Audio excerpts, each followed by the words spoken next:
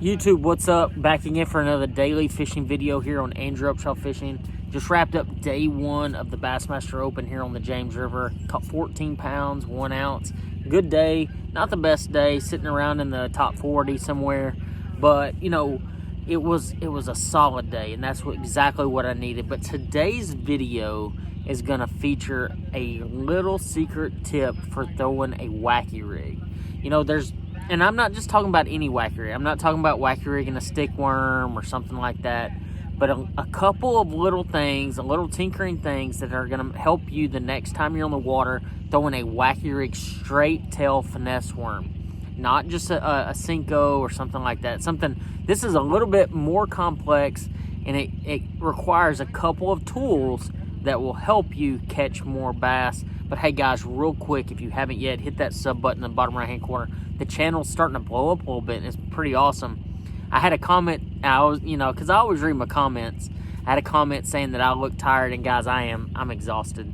Between traveling and tournaments and everything like that, I mean, it's been kicking my butt. And on top of that, trying to keep up with you YouTube guys, it's tough. But, you know, we're doing it, we're getting it done, and that's all that matters. So let's jump into the video. Like I said, though, share this with a friend that likes to throw wacky worm. This is a trick that I learned at Rayburn a long time ago, and I hope it helps you catch more bass.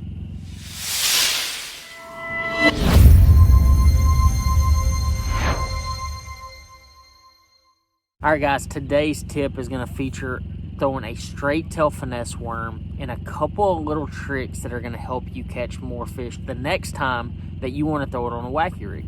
You know, a straight tail finesse worm was one of the very first baits that I ever fished with, and it primarily was something I used on a Texas rig mainly. I mean, my neighbors, they really introduced me to that straight tail finesse worm. Zoom trick worm was the first one I ever used, and the number one color for us was watermelon red. I mean, you can't go wrong with watermelon red. It's just such a good color, and it kind of works basically everywhere.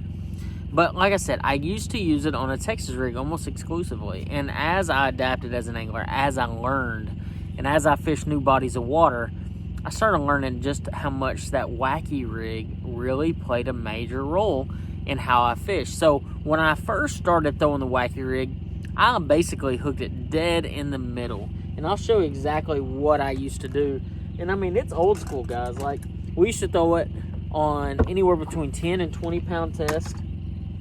And it was really basic. I mean, you basically, all you did was hook it dead in the middle. So this is what I'm talking about. It's just a straight tail finesse worm. This is just a Strike King 6.5 inch.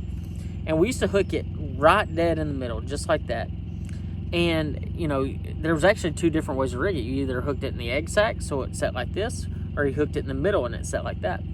So I used to always hook it in the middle. That's the way I used to use it.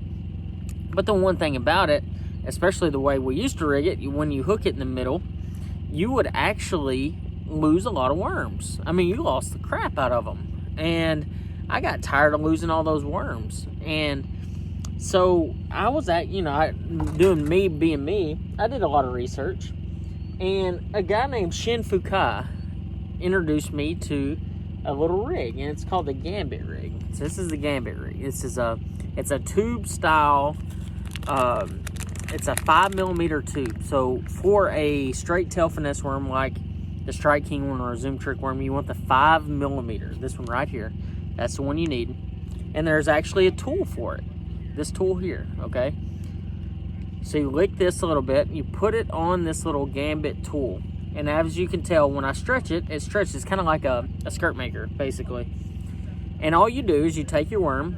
I always go tail end first, and you go through the big part of the tool. So I'll go in, and I just want to push that worm to where I can grab it on the other side, just like so. And I'm gonna pull it up to exactly below the egg sac. I close the pliers, and I push the little rubber collar off. So, and then you just open the pliers back up, and voila. It's just a little clear plastic right there. You see it? So that's the first little trick, is using that plastic collar.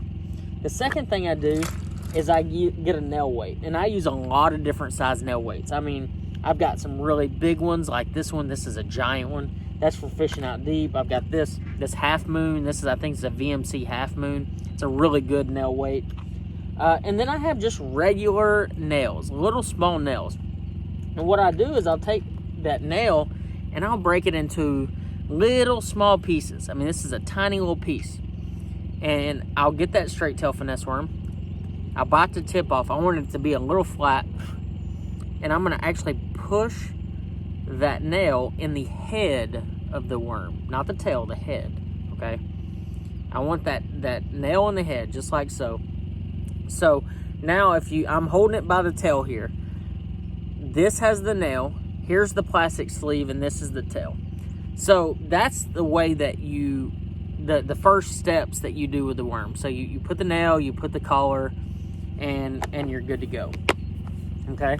And next, I get a hook. And so there's a lot of different hooks out there. I use a decoy. This is the Wacky Rig hook that I always use. I use a size 1. It sounds small. It's not that small.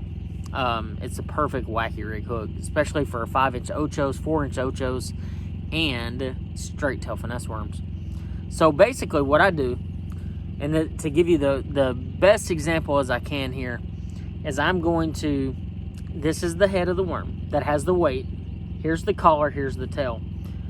I want my hook facing to the top, okay? So I'm actually gonna go under this plastic piece, under the edge of it, and I'm gonna run the hook through the middle of the plastic piece right there, right here.